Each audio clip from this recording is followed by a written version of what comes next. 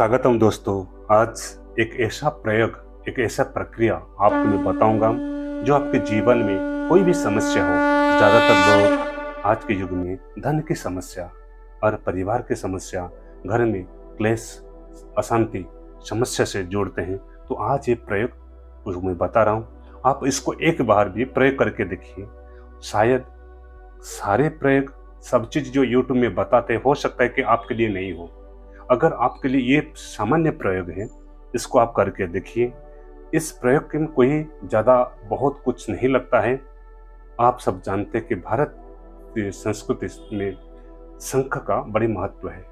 हम शंख पूजा के समय शुभ मंगल कार्य में व्यवहार करते हैं। घर में दो प्रकार का शंख व्यवहार करते हैं, एक बजाने के लिए, एक पूजा अर्चना करने के लिए, जिसमें जल लग करके भगवान को अभिषेक करते हैं। जिसमें बजाते नहीं, केवल पूजा के लिए व्यवहार करते हैं, उसे कहते हैं दक्षिणावर्त शंख। ये दक्षिणावर्त जो शंख होता है, इसका मुंह बंद रहता है, अभिषेक आदि कार्य में व्यवहार होता है। तो आज उस प्रयोग का जो मैं बता रहा हूँ, उस प्रयोग इस प्रकार है। क्योंकि इस प्रयोग में मैंने जिससे सुना था और इसका प्रयोग मैंने किया, लोगों को बताया, इस प्रयोग में उनको भी कुछ ना कुछ अवश्य ही फल प्राप्ति हुआ है। तो आप अवश्य करिए। और लेकिन इसमें समय लगता है, 2 मास 3 मास समय लगता है उस फल दिखाने के लिए। तो इस फल में लेकिन एक साथ ऐसा करने पर आप करोड़पति बन जाएंगे, ऐसा नहीं। जो बाधा विघ्न है वो हटता है और आपके जीवन में सुख और समृद्धि की प्रवाहित होता है। इसलिए इस विधान को करने से पहले आप अवश्य एक बार सुन लीजिए, फिर करिए। दक्षिणावर्ती शंख भगवान विष्णु का स्वरूप माना गया है।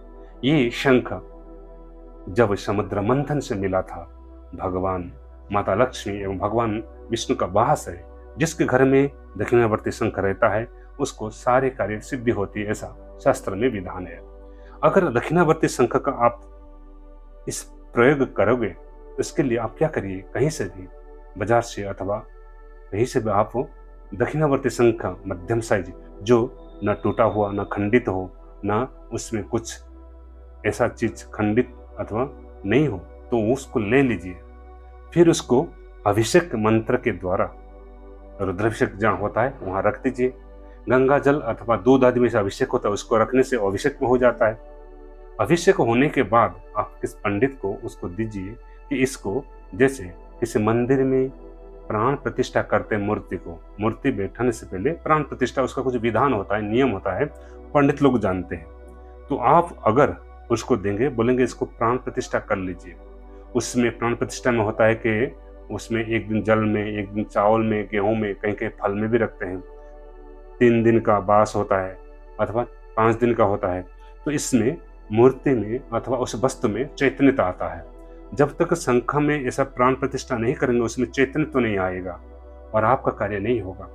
तो पहले आप उसको क्या करिए, जब वो प्राण प्रतिष्ठा कर लेगा तो आप उनसे ले आइए और फिर उसको लाल कपड़े में बांध करके ये आप उसमें प्रतिदिन मंत्र जप के साथ, पहले तो पूजा, षोडशोपचार पूजन करने से ही बहुत अच्छा है। लेकिन यदि आपके पास समय थोड़ा है तो आप उसमें पुष्प, धूप, दीप, नैवेद्य, कर्पूर आदि, चंदन आदि दे करके पूजा करें। और प्रतिदिन जो मंत्र मैं बोलता हूँ, उस मंत्र का कोई भी एक मंत्र आप जप कर सकते हैं। अगर इस बार इस प्रकार करेंगे तो वो शंख का फल आपको अवश्य मिलेगा। पहले इसका जब कपड़ा ले आइए, लाल कपड़ा बांध दीजिए, फिर उसके अंदर कुछ पैसा रख दीजिए, फिर उसका मुख को सूर्य पूर्व दिशा की तरफ होना चाहिए, तभी उसका फल होता है।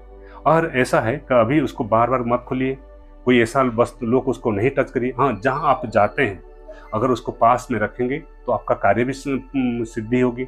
ये प्रयोग, और जब आप घर में पूजा करते हैं उसको भी पूजा करिए। चंदन, कर्पूर, सिंदूर और अगरबत्ती, दीप दे करके जब हो गया तो प्रणाम करके फिर ये जो मंत्र है, पहला मंत्र ऐसा है, ओम ह्रीं श्रीं क्लीं ग्लूं सुदक्षिणावर्त शंखाय नमः। इस मंत्र को आप 108 बार पूजा करिए।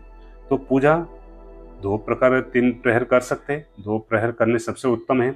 और ये करने से कहते हैं, इसके अगर ये शंख चंदन से पूजा करके अगर कपिला गौ के दूध को स्नान करा के वो दूध यदि कोई बांझ स्त्री को दिया जाए तो उसको पुत्र संतान उत्पत्ति होता है, ऐसा शास्त्र में वर्णन है।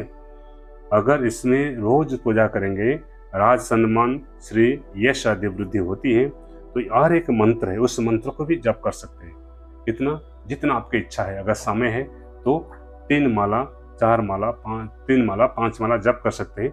मंत्र इस प्रकार है, मंत्र में बोल देता हूँ।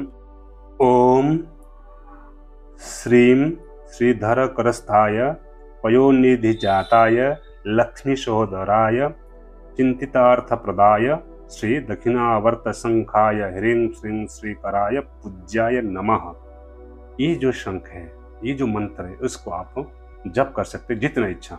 ओम श्रीं श्रीधर करस्थाय पयोनिधि जाताय लक्ष्मी सहोदराय चिंतितार्थ प्रदाय श्री दक्षिणावर्त शंखाय ह्रीं श्री श्रीकराय पूज्याय नमः। इस मंत्र को आप जप कर सकते हैं। और एक मंत्र है ह्रीं श्रीं क्लीं ब्लूं दक्षिणा मुखाय शंख निधाय समुद्र प्रवाय नमः। तो इसका एक जब तक आपका फल नहीं मिले तब तक जप करिए। रोज जप करने से अच्छा है कि आपके जो रुका हुआ काम अथवा धन की प्राप्ति में कोई विघ्न कार्य है तो वो हट जाता है और जीवन में इसका आपको प्रभाव दिखाता है। ये प्रयोग आप करने से अवश्य सफल होगा। ये मत सोचिए कि इसका लोग किए नहीं, लोग करके इसका बेनिफिट्स भी लिए हैं, लोगों को फल मिला है।